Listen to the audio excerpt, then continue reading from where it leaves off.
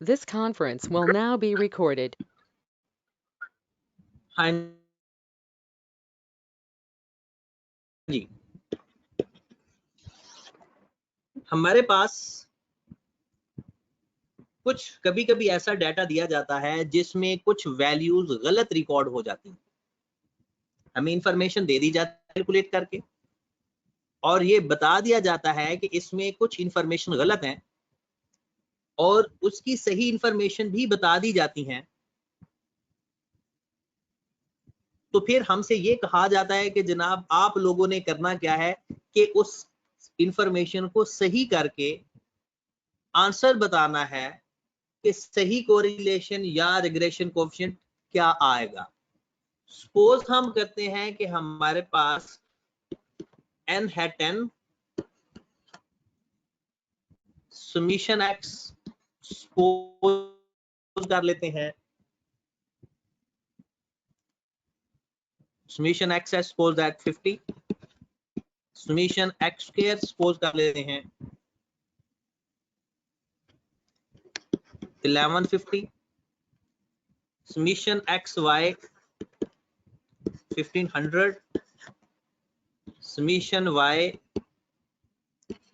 40, summation y square 1200। कहते हैं it is found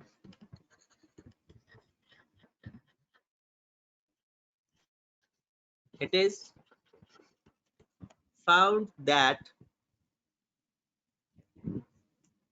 two values of x and y are wrongly incorporated या recorded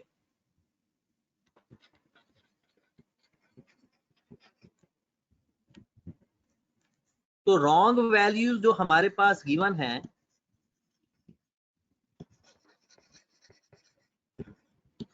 x की, suppose that एक 8 है और एक 12 है, और y की जो रॉन्ग वैल्यूज हैं एक 4 है और एक 9 है। मतलब हमने जब समीशन x किया और समीशन y किया या इनका स्क्वायर लेकर सम किया तो दो वैल्यूज गलत इनकॉर्पोरेट हो गई। उसकी जगह करेक्ट वैल्यूज क्या थी? करेक्ट वैल्यूज आर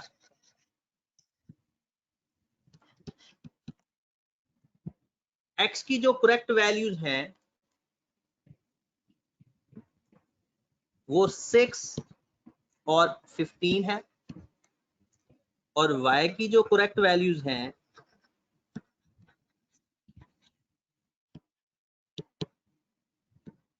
वो 7 और 11 है। Got it? कहते हैं what is the correct correlation coefficient? What is the correct correlation coefficient?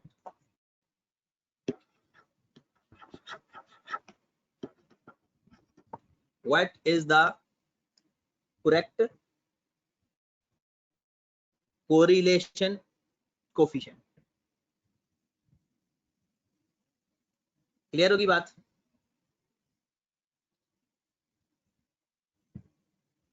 जी दोबारा देखें, आपके पास जो n है वो 10 है, समीशन x 50 है, समीशन x का स्क्वायर 1150 है, समीशन xy 1500 है, समीशन y 40 है, समीशन y स्क्वायर 1200। कहता है कि पता चला हमें कि दो वैल्यूज x और y की हमने गलत रिकॉर्ड कर दी, और ये गलत वैल्यूज हैं। उसकी जगह जो वैल्यूज थी वो ये थी कि x 6 था और 15 था और y 7 और 11 था। अब जब भी एक बात याद रखें स्टैटिस्टिक्स के अंदर कि आपकी कुछ वैल्यूज गलत हो जाए और आपने उनको सही करना हो, मतलब कुछ वैल्यूज गलत हो जाएं और आपने उनको ठीक करना हो, तो हमेशा चीजों के समीशन की तरफ जाया करें, मतलब उनके सम को सही किया करें। अगर आपको सम अवेलेबल है तो बहुत अच्छी बात है, सम अवेलेबल नहीं तो भी किसी ना किसी तरीके से सम फाइंड करने की कोशिश करें। जैसे इस क्वेश्चन में हमारे पास समीशन एक्स है 50, हम इसमें जो x की गलत वैल्यूज ऐड हुई हैं वो माइनस कर देंगे और जो सही वैल्यूज हैं उनको ऐड कर देंगे। मतलब x की जो गलत वैल्यूज हैं वो इसके अंदर ऐड हुई हैं वो निकाल देंगे और सही वैल्यूज को उसमें ऐड कर देंगे, तो हमारा x का सम ठीक हो जाएगा। मतलब हम माइनस कर देंगे 8, माइनस कर देंगे 12, प्लस कर देंगे 6 और 15। हमारे पास जो x का सम है वो ठीक हो जाएगा। कितना सम ठीक आ रहा है इसका? अपने अपने कैलकुलेटर निकाल लें और मुझे बताते जाएं।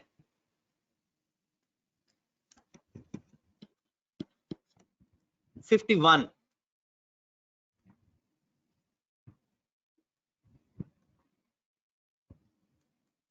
डन। उसके बाद समीशन एक्स स्क्वायर,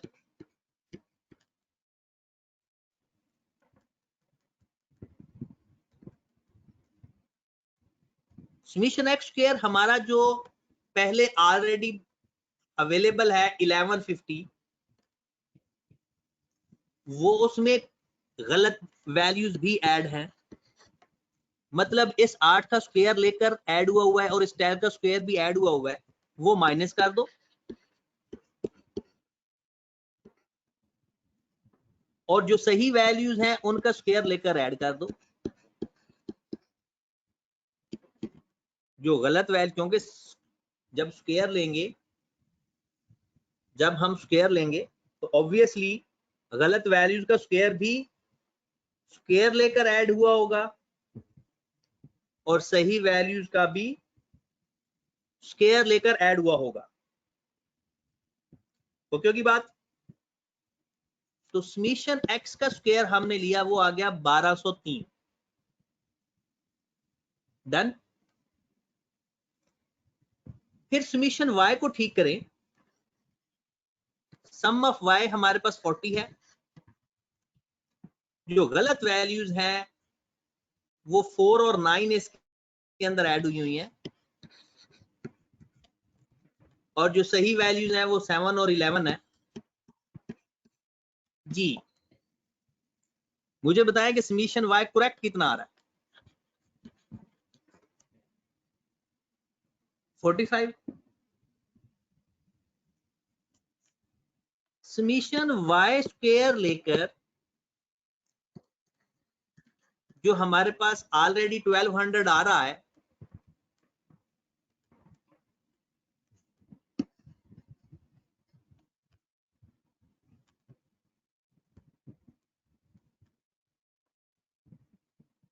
उसमें 4 का स्क्वायर लेकर ऐड हुआ है वो भी गलत था, 9 का स्क्वायर ऐड है वो भी गलत था, वो निकाल देंगे और सही वैल्यूज का स्क्वायर लेकर ऐड कर देंगे। यहां तक किसी को कोई परेशानी हो तो बताएं। यहां तक किसी को कोई परेशानी है तो बताएं।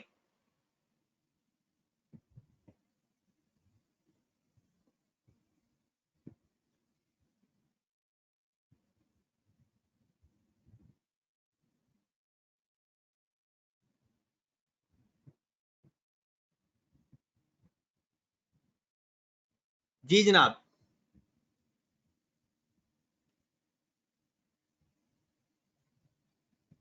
उसके बाद आ जाओ मेन सबसे इंफॉर्मेशन जो इंपॉर्टेंट है, हमारा एक्स वाई भी गलत है। मतलब जब एक एक्स की वैल्यू भी गलत हो और वाई की वैल्यू भी गलत है, तो जब ये आपस में मल्टीप्लाई होकर ऐड हुए होंगे तो वो भी तो गलत होंगे। हम क्या करते हैं, देखिए जरा, जो समीशन वाई हमारे पास रॉन्ग है वो है 1500। हम क्या करेंगे, ये एक्स वाई मल्टीप्लाई हुआ होगा, 8 और 4 इस 1500 में ऐड है, 12 और 9 आपस में मल्टीप्लाई हुआ होगा, वो भी 1500 में ऐड है, लेकिन ये दोनों गलत थे। हम इनको मल्टीप्लाई करके निकाल देंगे और सही वैल्यूज को आपस में मल्टीप्लाई करके ऐड कर देंगे। मतलब ये हमारे पास 1500 है, माइनस 8 और 4 को मल्टीप्लाई करके भी माइनस, 12 और 9 को भी मल्टीप्लाई करके माइनस। मतलब हमने अब एक्स वाई करना है ना, गलत एक्स और वाई को मल्टीप्लाई करके माइनस कर दिया। अब जो सही वैल्यूज हैं, मतलब 6 और 7, उसको मल्टीप्लाई कर लो, 15 और 11 इसको मल्टीप्लाई कर लो, तो आपके पास सही एक्स वाई का सम आ जाएगा। जी जनाब, कितनी वैल्यू आ गई?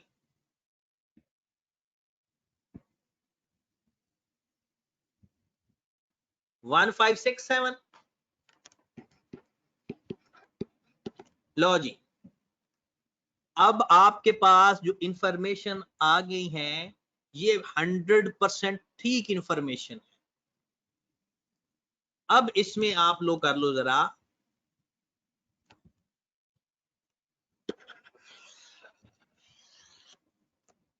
जी जनाब,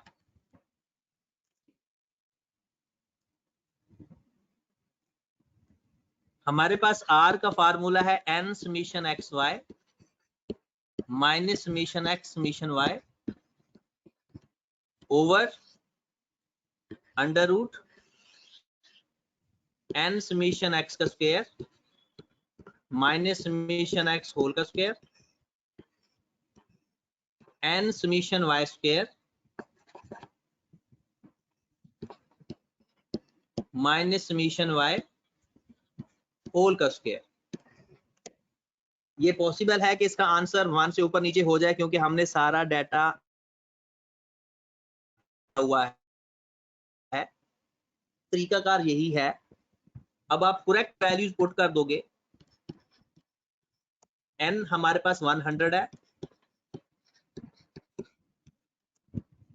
समीशन x हमारे पास जो करेक्ट आया है वो 51 है और समीशन y जो करेक्ट आया है वो 45 है। n हमारे पास 100 है और समीशन x स्क्वायर जो करेक्ट आया है वो 1203 है।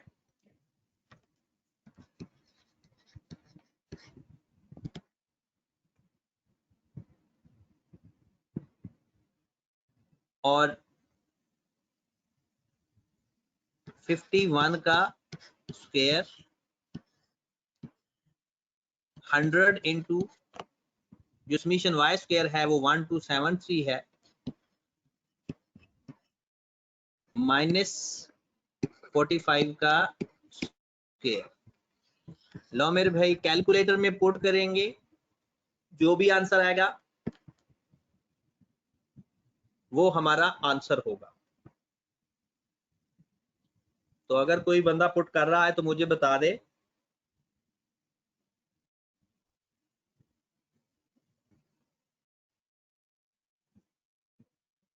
पूर्वा का आता है आंसर 1.33। अच्छा, जो भी आंसर आ रहा है ना, पेपर में ऐसा नहीं होगा कि आंसर आपका 1 से ऊपर नीचे होगा।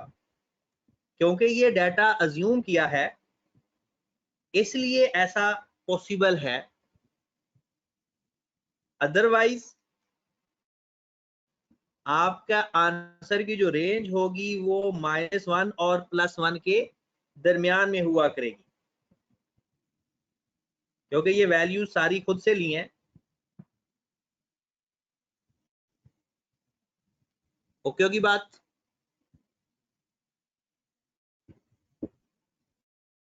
चलें, अब एक क्वेश्चन मैं लिखता हूं जो आपसे करवाना है मैंने, थोड़ा सा कॉमन सेंस नेचर का क्वेश्चन है।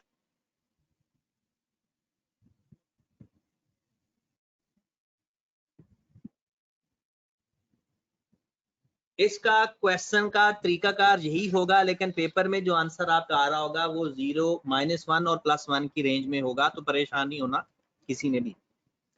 एक क्वेश्चन लिखे जरा, ये भी हम अज्यूम करते हैं सिर्फ आपको सॉल्व करवाने की हद तक। हाँ जी जनाब, क्वेश्चन देखें जरा।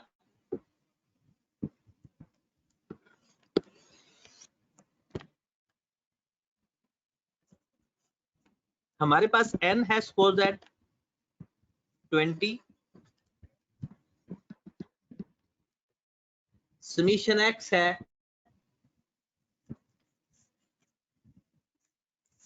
40, समीशन y है 30, समीशन एक्स वाई कर लेते हैं।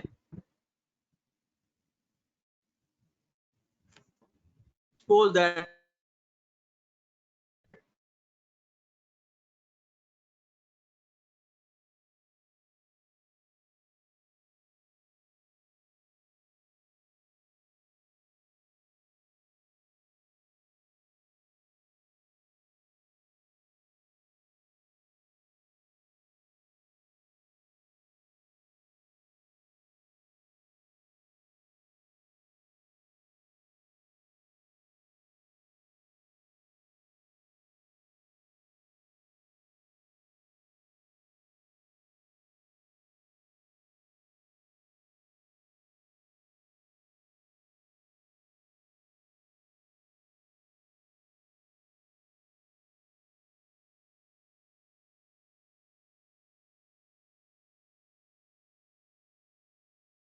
Summation x square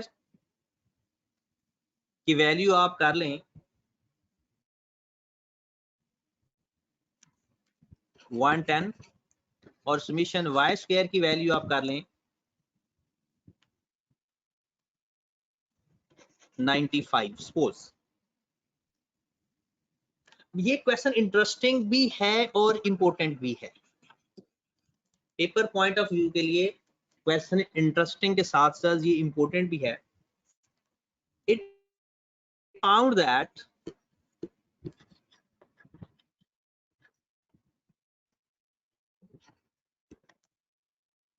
it is found that two values of x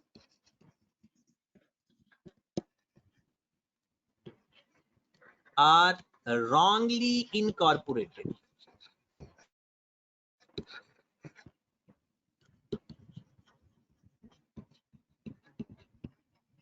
मतलब गलत रिकॉर्ड हो गई, और रॉन्ग वैल्यूज हैं कौन कौन सी?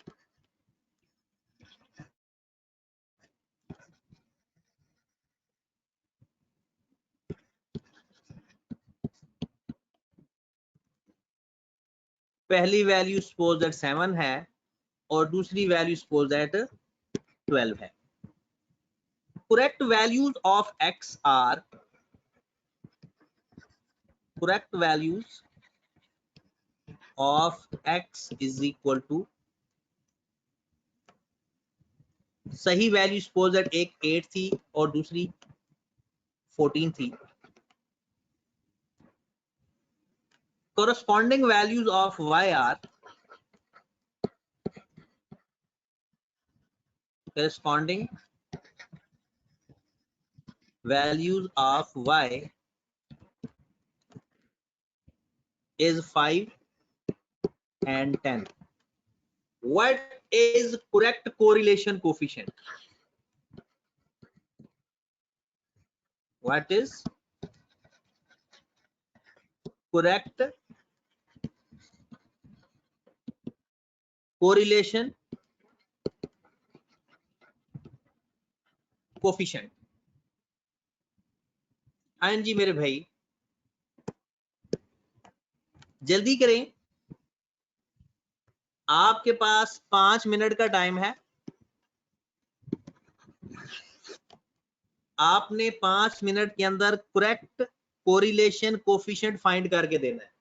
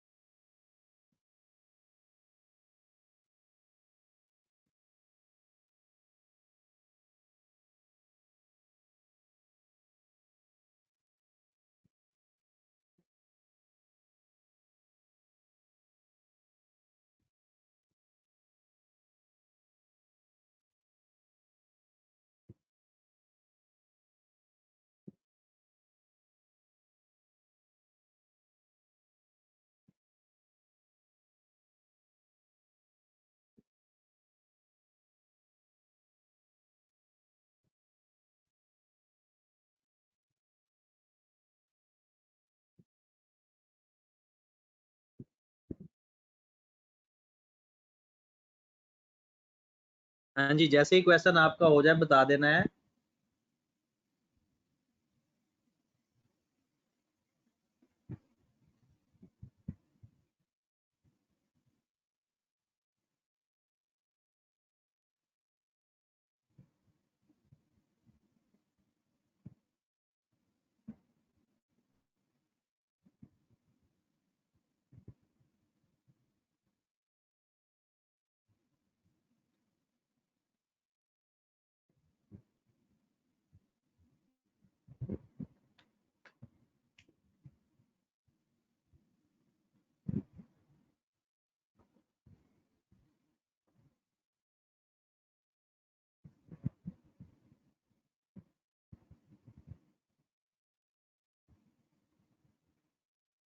जो शख्स बाद में ये रिकॉर्डिंग सुनता है, काइंडली उसके लिए भी ये मैसेज है कि वो जो टाइम क्वेश्चन करने के लिए दिया जाता है, वो वीडियो फॉरवर्ड करके अगला सॉल्यूशन नहीं देखेगा, वो पहले इस क्वेश्चन को सॉल्व किया करे, फिर उसका सॉल्यूशन मैच किया करे।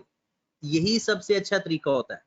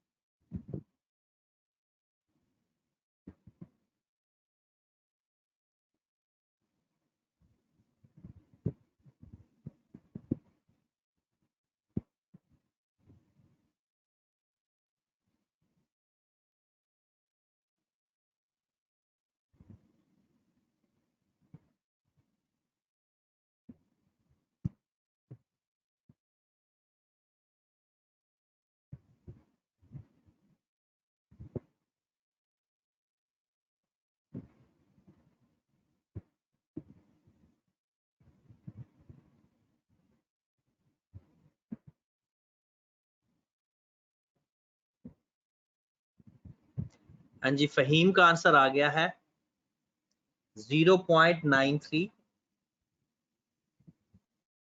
बाकी लोग भी बताएं कि उनका कितना आंसर आ रहा है,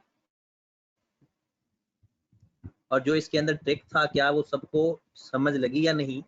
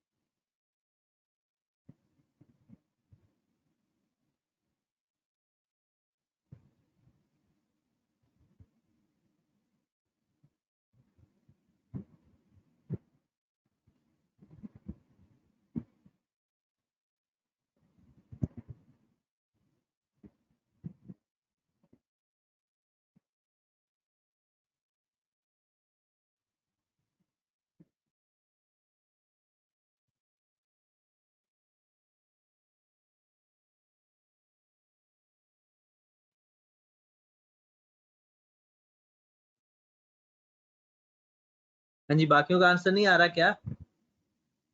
बस एक शख्स ने आंसर अभी तक भेजा है, बाकी लोग किधर हैं?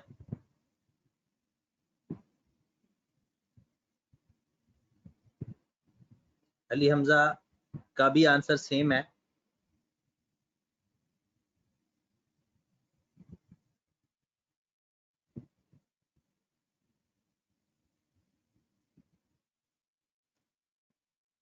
चलें जी, हम देखते हैं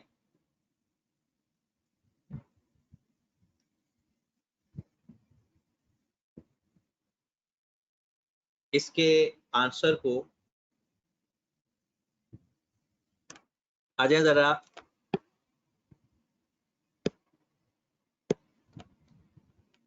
चेक कर लें अपने अपने आंसर, क्योंकि कुछ लोगों के आंसर चेंज आ रहे हैं।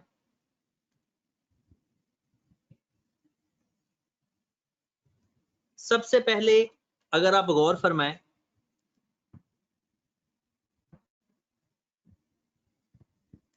कि हमारे पास समीशन एक्स को ठीक करने का क्या तरीका है। हमारे पास समीशन एक्स है 40,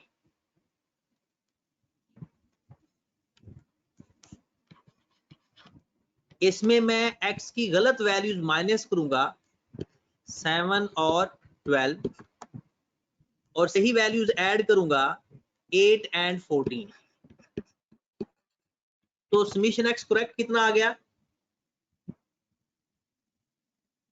43। अब मुझे बता दीजिएगा कि, क्योंकि आपकी वैल्यूज ही मैं देखकर लिख रहा हूं, समीशन एक्स स्क्वायर तो अब ऐसे ही ठीक कर लेंगे, 40 माइनस 7 का स्क्वायर माइनस 12 का स्क्वायर, मतलब गलत वैल्यूज का स्क्वायर लेकर माइनस और सही वैल्यूज का स्क्वायर लेकर ऐड। तो समीशन एक्स स्क्वायर, जो करेक्ट समीशन एक्स स्क्वायर आ रहा है, सॉरी, समीशन एक्स स्क्वायर की जो वैल्यूज गलत है वो 110 है। तो 177 ये बताएं, ठीक है, ओके है, 177 ही आ रहा है।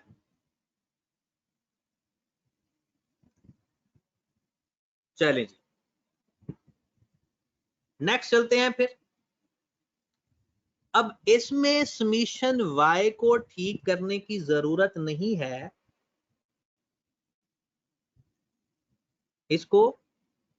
इसमें समीशन y स्क्वायर को ठीक करने की जरूरत नहीं है, क्योंकि किसी भी क्वेश्चन की जगह पर यह नहीं लिखा हुआ कि समीशन y की भी कोई गलत वैल्यूज है। फिर आप ये सोच रहे होंगे कि जो करस्पॉन्डिंग वैल्यूज ऑफ y हैं उसका क्या रोल है। उसका रोल है समीशन एक्स वाई के लिए, क्योंकि जो x की गलत वैल्यूज थी जब वो y से मल्टीप्लाई हुई थी तो जो एक्स वाई आया होगा वो तो गलत होगा। तो हम क्या करेंगे फिर, x की गलत वैल्यू को y से मल्टीप्लाई करेंगे, तो हमारे पास जो सम आएगा एक्स वाई का वो गलत होगा, मतलब 7 और 5 को मल्टीप्लाई करेंगे, समीशन एक्स वाई है 100 है, माइनस कर देंगे 7 और 5 को मल्टीप्लाई करके, माइनस कर देंगे 12 और 10 को मल्टीप्लाई करके, और प्लस कर देंगे सही वैल्यूज को x के साथ मल्टीप्लाई करके, सॉरी x की सही वैल्यू को उसी y के साथ मल्टीप्लाई करेंगे, क्योंकि y की वैल्यू तो ठीक है, x की वैल्यू गलत होने से xy गलत हो गया था। 8 और 5 को मल्टीप्लाई करेंगे तो हमारे पास x और y का सम ठीक हो जाएगा। 14 और 10 को मल्टीप्लाई कर देंगे। जी मेरे भाई बता दें कि एक्स वाई का सम करेक्ट कितना आ रहा है? 125। क्लियर होगी बात? अब मेरे पास आर आ जाएगा, क्योंकि एक्स वाई का तो सम ठीक है, मैं फार्मूला पुट कर दूंगा n into summation x y minus summation x into summation y over n summation x square minus summation x whole का square, n summation y square minus summation y whole का square under. इसमें अब मैं correct values put कर दूंगा 20 into 125 minus 43, summation y जो correct values है वही ले लेंगे। समीशन y मेरे पास था जनाब 30,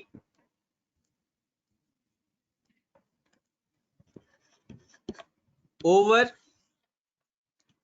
20 इंटू एक्स स्क्वायर का सम मैंने ठीक किया तो 177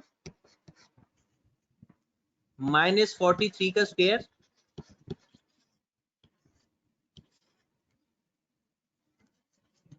twenty into summation y square जो गिवन है वही आएगा, आई थिंक 95 था,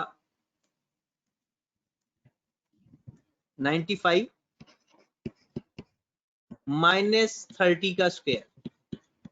लो मेरे भाई इसको अब सॉल्व कर लें। फहीम कह रहा है 0.93 आंसर आ रहा है, बाकी भी एक दफा कंफर्म कर लें कि क्या आंसर यही है या चेंज है।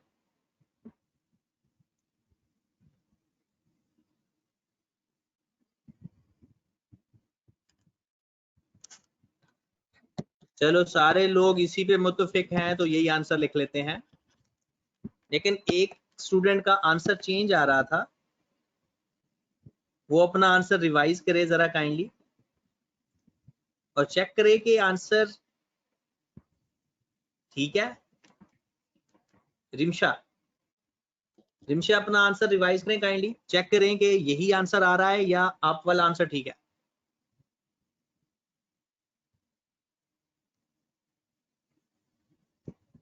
हाँ जी जनाब, यहां तक बात समझ लगी आपको? पेपर में इस तरह का क्वेश्चन डिस्कस हो जाता है, और जब भी ऐसा कोई क्वेश्चन पेपर में आएगा तो वो क्वेश्चन कम से कम 3 नंबर का होगा, और मैक्सिमम तो हमारे सिलेबस में है ही 3 नंबर के क्वेश्चन। आगे चलें जनाब। अच्छा, रैंक कोरिलेशन पढ़ने से पहले मुझे लगता है एक छोटा सा लेक्चर हमें रैंक कोरिलेशन पे रखना पड़ेगा। हम रैंक कोरिलेशन से पहले एक छोटा सा कॉन्सेप्ट है स्कैटर डायग्राम का, वो सुन लीजिए काइंडली।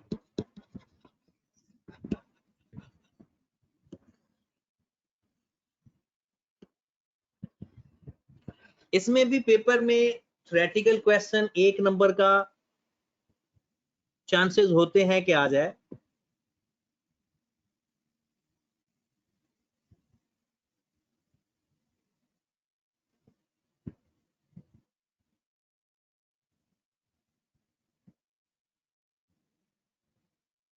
जी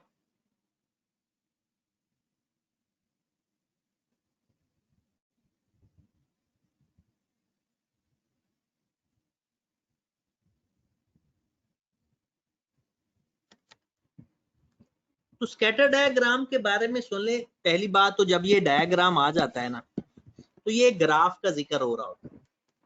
ये एक ऐसा डायग्राम या ग्राफ होता है जो दो वेरिएबल डिपेंडेंट और इंडिपेंडेंट के रिलेशन को शो करता है। A graph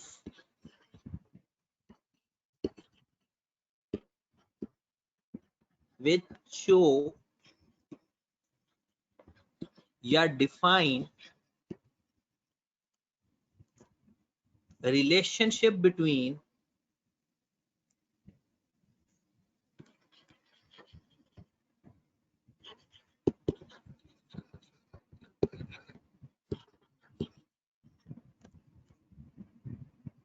dependent and independent variable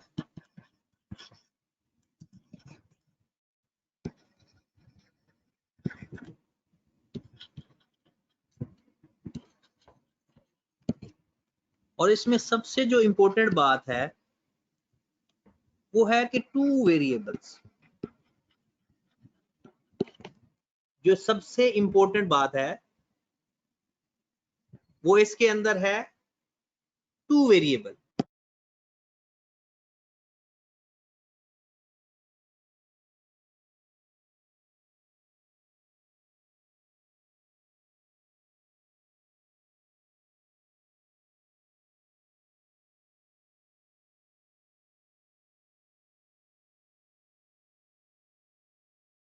हाँ जी मेरे भाई, मतलब स्कैटर डायग्राम में दो वेरिएबल्स का ही रिलेशन शो हो सकता है, इससे ज्यादा नहीं। मतलब इसकी चाहे आप कमजोरी समझ लें, चाहे इसकी ये ताकत समझ लें, जो भी समझें, स्कैटर डायग्राम दो वेरिएबल का रिलेशन शो करता है, दो से ज्यादा नहीं करता। ये पेपर में एक दफा सवाल पूछा गया, इज इट पॉसिबल कि स्कैटर डायग्राम दो से ज्यादा वेरिएबल का रिलेशन डिफाइन कर सके? नहीं पॉसिबल। सिर्फ दो वेरिएबल्स का शो करता है ये रिलेशन आपस में। नेक्स्ट बात जो है इसके बारे में पेपर पॉइंट ऑफ व्यू से, वो जरा ध्यान से आप सुनिएगा काइंडली। होता ये है कि आपके पास वो कहते हैं कि जनाब मैंने एक स्कैटर डायग्राम मेरे पास है, मैं वो शो कर देता हूं कि एक स्कैटर डायग्राम है जिसके अंदर मैंने दोनों वेरिएबल्स का रिलेशन प्लॉट किया। तो वो एक खास पैटर्न के साथ बहुत ही क्लोज जो प्लॉट किए हैं डॉट, वो बहुत ही क्लोज हैं लेफ्ट टू राइट।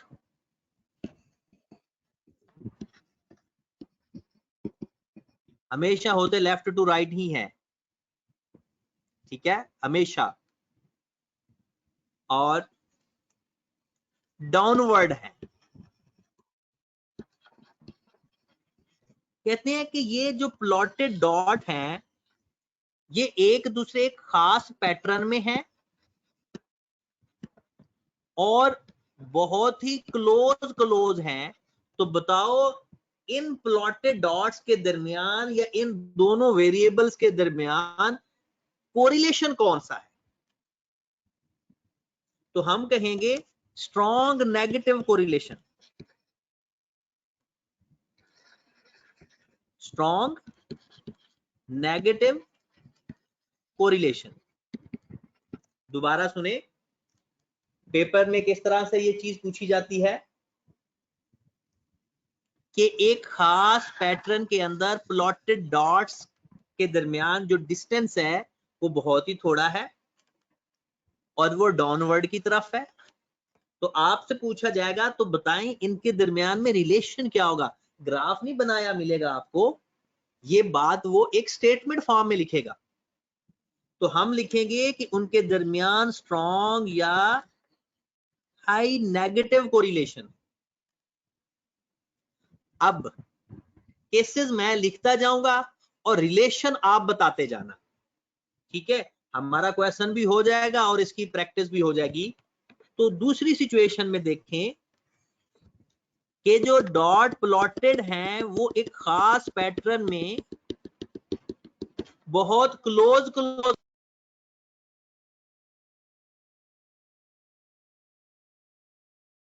हाँ जी, एक खास पैटर्न में है, अपवर्ड मूव कर रहे हैं, लेफ्ट टू राइट ही है, लेकिन अब उनकी मूवमेंट किधर की तरफ जा रही है? अपवर्ड की तरफ। तो रिलेशन कौन सा हुआ? स्ट्रॉन्ग या हाई पॉजिटिव कोरिलेशन। स्ट्रॉन्ग या हाई पॉजिटिव कोरिलेशन। ये बात क्लियर हुई? अब एक और रिलेशन लिखते हैं,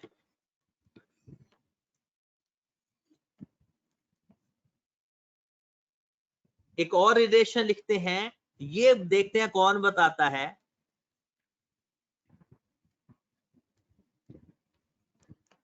अच्छा, इसके अंदर वो ये भी कह सकता है कि यानी ये एक रेग्रेशन लाइन है हमारे पास, उसके बड़े करीब करीब हैं ये पॉइंट्स, या वैसे एक दूसरे से क्लोज हैं, और ये केस है कि डाउनवर्ड है लेकिन जो पॉइंट्स हैं वो एक दूसरे के ऊपर इस तरह से हैं या रिग्रेशन लाइन के ऊपर ही हैं, ऑन द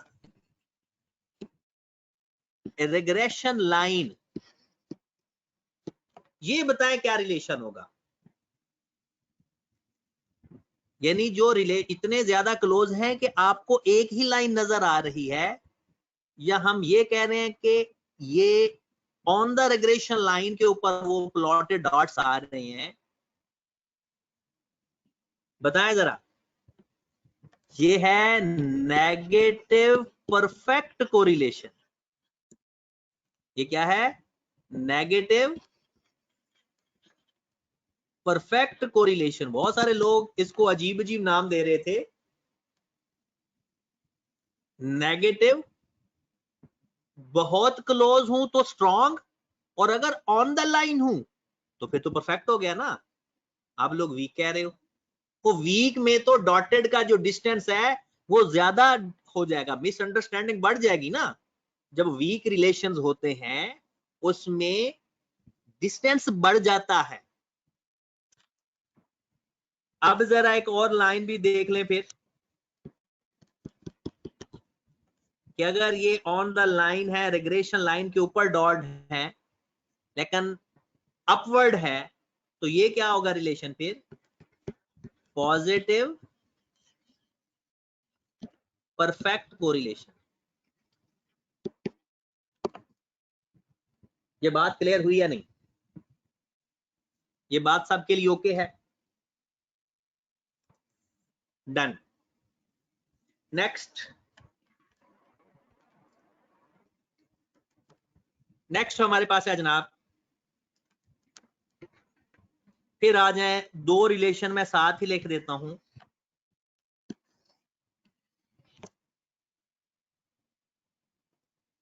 कि अपवर्ड रिलेशन है लेकिन जो प्लॉटेड डार्ट्स हैं उनके दरमियान में है पैटर्न, है पैटर्न ही, यानी एक स्पेसिफिक पैटर्न में जा रहे हैं लेकिन उनके दरमियान में, प्लॉटेड डॉट्स के दरमियान में डिस्टेंस बहुत है। तो ये क्या आएगा? और अगर डाउनवर्ड जा रही है मूवमेंट तो क्या आएगा? तो मेरे भाई ये है वीक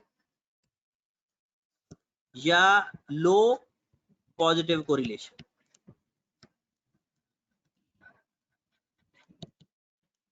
और दूसरी फिगर में क्या है? वीक या लो नेगेटिव कोरिलेशन। डन होगी बात?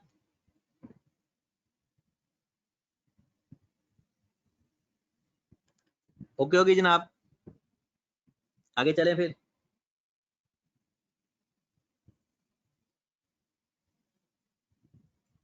शानम कह रहे हैं कि दोबारा बता दें एक दफा परफेक्ट वाला। शानम बेटा देखें, जब ऑन द लाइन पॉइंट्स हूं ना, एक तो होते हैं ना बहुत क्लोज क्लोज हूं, वो तो स्ट्रॉन्ग रिलेशन है। ऑन द लाइन हूं तो फिर परफेक्ट, ठीक है। वही डाउनवर्ड होंगे तो नेगेटिव, अपवर्ड होंगे तो positive. And last one is, ये पेपर में भी आया हुआ है कि जो प्लॉटेड डॉट है ना वो रैंडम है, कोई पैटर्न नजर नहीं आ रहा, कोई ये नहीं पता चल रहा कि यानी अपवर्ड है डाउनवर्ड है, कोई स्पेसिफिक पैटर्न नहीं है, बल्कि रैंडम प्लॉटेड है। तो ये क्या होगा? नल कोरिलेशन। तो ये बात समझ लग गई ना? ये बात क्लियर हुई? दोबारा सुने, स्कैटर डायग्राम होता है, दो वेरिएबल का रिलेशन बताता है, और वो रिलेशन किस तरह से बताता है कि प्लॉटेड डॉट्स अगर बिल्कुल क्लोज हैं या डिस्टेंस पे हैं, ऑन द लाइन है या रैंडम है। ओके होगी बात? अब आप लिखें जरा लिमिटेशन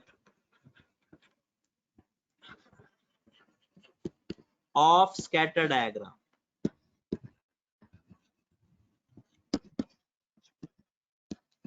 स्कैटर डायग्राम के बारे में लिमिटेशन भी ये हैं और इसके बारे में ये सही बातें भी यही हैं। सबसे पहली बात इसके बारे में, it define, it can be defined, it can be defined relation between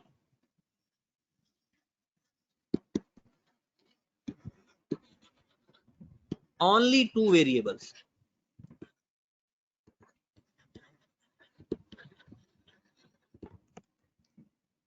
scatter diagram में जो पहली बात है, ये सिर्फ दो वेरिएबल्स का रिलेशन बता सकता है, ये सिर्फ दो वेरिएबल्स का रिलेशन बता सकता है। It can be defined relation between only two variables, right. अगर आपसे क्वेश्चन के अंदर ये पूछा जाए कि स्कैटर डायग्राम दो से ज्यादा वेरिएबल्स के रिलेशन बता सकता है, तो ये इसके बारे में गलत इंफॉर्मेशन होगी, गलत स्टेटमेंट होगी। क्योंकि पेपर में कभी कभी कह देता है कि आप वो स्टेटमेंट देखो जो गलत है, कभी करेक्ट स्टेटमेंट पूछ लेता है, कभी रॉन्ग स्टेटमेंट पूछ लेता है। तो दूसरी इसके बारे में देखें कि ड्यू टू लिटिल इंफॉर्मेशन या फ्यू इंफॉर्मेशन, कम इंफॉर्मेशन की वजह से, ड्यू टू लिटिल इंफॉर्मेशन या शॉर्ट इंफॉर्मेशन या few information, scatter diagram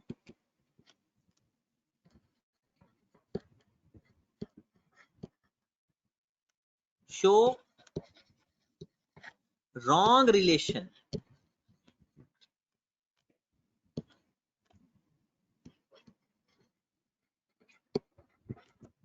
scatter diagram show the wrong relation।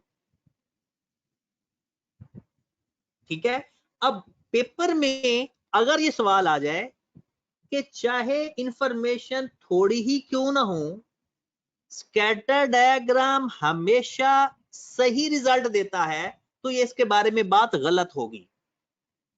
क्योंकि लिटिल इंफॉर्मेशन की वजह से, ये वर्ड लिख ले मे का, हमेशा नहीं, मे, हो सकता है गलत रिलेशन बता दे। तो ये इसके बारे में बात सही है कि हाँ, अगर इंफॉर्मेशन प्रॉपर है फिर ये सही रिलेशन बताएगा, लेकिन लिटिल इंफॉर्मेशन या थोड़ी इंफॉर्मेशन की वजह से, सैंपल साइज थोड़ा होने की वजह से ये गलत रिलेशन भी बता सकता है। डन। लास्ट इसके बारे में देख लें, scatter diagram show the relation, scatter diagram may show relation between two variables